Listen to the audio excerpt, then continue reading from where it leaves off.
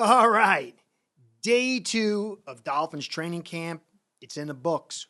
Day 1 came and went. Day 2, we can't really build a castle out of little bits and pieces that we're getting so far. There's nothing, no permanent conclusions that we can come to. But at least we have little bits here and there to lay out. And as more information comes, we can add to this pile, that pile, until we can kind of really build an evaluation. Long way from that. But still, there was some interesting stuff, some data around this interesting stuff that I found valuable, just wanted to cover. Not going to get too crazy on it, but just want to put it out there for you guys in case you haven't heard or didn't think about it or whatever. There's certainly plenty of heavy information. Jensen went down for the Buccaneers. Big stories all around the league. That's a really big hit for a team. And that's something to really think about at this phase. If the Dolphins can clear the hurdle of injuries early, it's a big win for us. So before I get into the bits and pieces of what's going on so far, just want to give a shout out to you guys. Say thank you for stopping by once again. Really appreciate that. Without you, this thing ain't happening. I just want to give a shout out to my sponsor, Ace Per Head, because without them, it ain't happening either. Ace Per Head's betting software is the premier white label platform for bookies to manage their players and grow their sportsbook operation. Click the link in the description below to get set up in minutes. Ask for the Curtis promo and get a special introductory discount. All right, so I'm going to put some pieces out there. I'm going to give an early take on what I think about these little bits and pieces.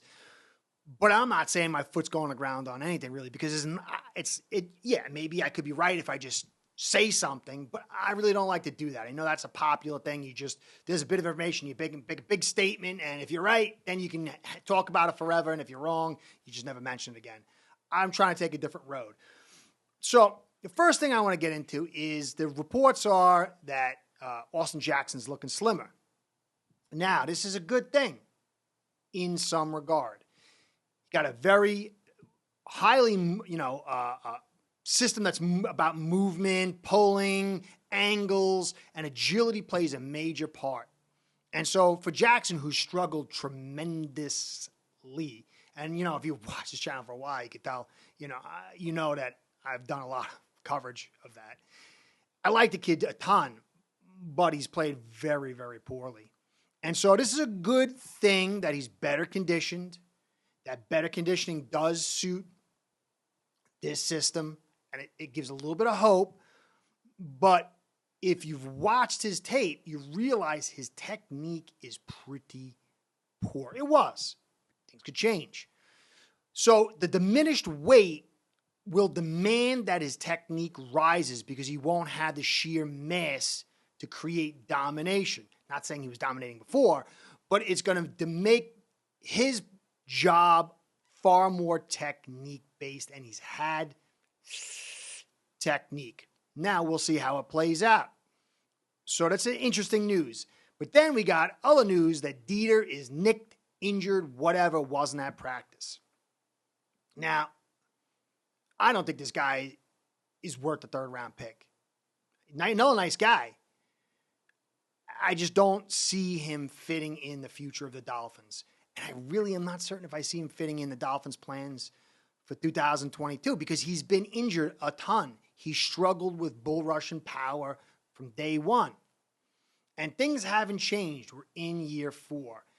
And so, again, it begs the question, why didn't we bolster the center position? Now, it could be nothing. He could be back tomorrow. It could be a little tweak, whatever.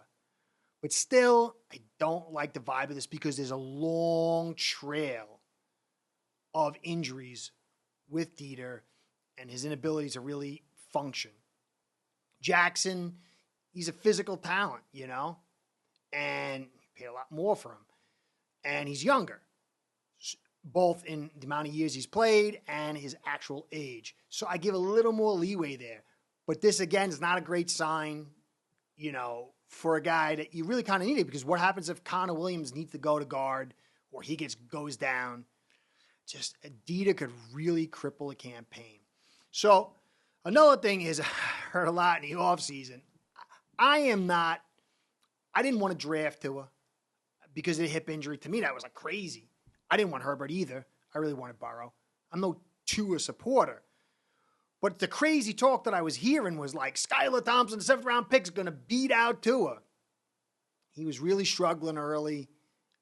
It didn't look like he was doing good or bad, just kind of like lingering, had some dropped snaps. So I don't think he's, as some might have talked about, he's going to be the starting quarterback and beat out Tua. We're not on track for that. This kid is a kid that, though, you could put on the practice squad. You likely can stash in the practice squad, and he has some great qualities. This could be a guy you could develop down the road. But I don't think he's going to be taking Tua or anybody's job, really, right now. So we hear a lot about Phillips, Jaelan Phillips. He's bringing a lot of pressure. There's not a lot of physicality going on. It's still a good thing. I mean, this guy is explosive. We all know what he can do in a pass rush situation. I still think there's some aspects of his pass rush he can develop. For me, the key thing is to really get excited about him is to watch his run stop. If that improves, that's the excitement. That's the point where you should be really, really excited. This kid can get after the quarterback. He can chase people down. That's like a given. He can improve, like I said, but that run stop, if he can do that, that's when you really start making big news out. So it's good to hear. Kid's a good kid, man. Came back from a lot, injuries, questioned whether to play, came back. There's nothing to not like about the kid.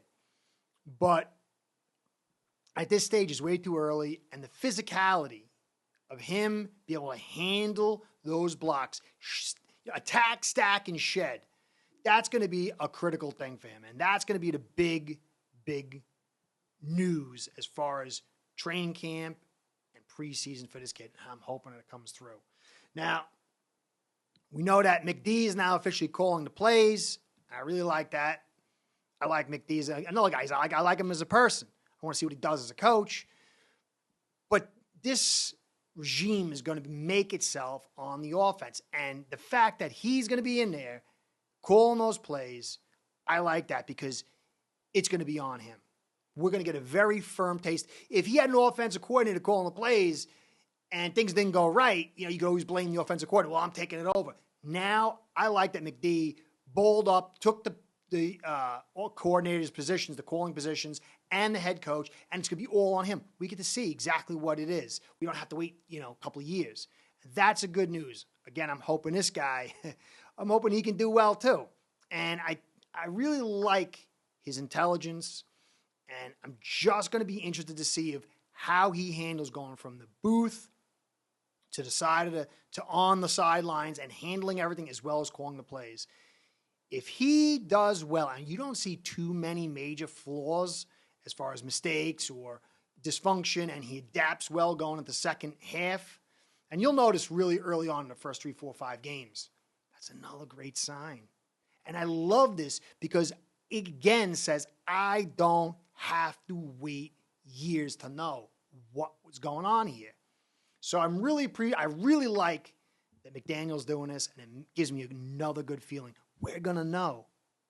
We are going to know exactly what's going on. Still a long way from that, but this was a great news. And I heard there was a lot of movement on his plays, a lot of, what we all know is West Coast style of, movement, cuts, motion, all this other stuff. And Waddle and Hill will open all day. You kind of expect that at this stage. The defense is not set up. But this is good signs. But there's a few concerning parts now that we're going to follow and attach on to it. And it's not concerns because they're like set in stone. But the concerns of, okay, if this goes down, what about this? Now, one of the other stories here was I heard in a report that Hunter Long was making some nice catches, and he looks like he's on his way to allow them to move on from Adam Shaheen. And Shaheen's been injured. I like the kid, and I think he's our best inline blocker. In McDaniel's system, you look at the 49ers, they had some great blocking tight ends and some great blocking offensive linemen. At this stage, I don't know if we have either. Yeah, Teron Armstead, Connor Williams, Hunt. But that's about it. Ingold at fullback, Shaheen's our best inline blocking tight end. And you need, yes, you can work motion and movement and get defenses on their feet, off their feet and out of balance. But when it rains heavy or it's windy, very windy, and you're forced to really run the football more so the defense kind of knows, or it's raining out or snowing, it forces you to have to play a physical style of football. And I watched Hunter Long block last year, and he was terrible. He just didn't look like he had any power. And then you got, Gesicki, Smythes, So we'll see how it plays out. I really like Shaheen, aside from the injury situation. But again, Hunter Long is a third-round pick, and you got to figure he's coming in.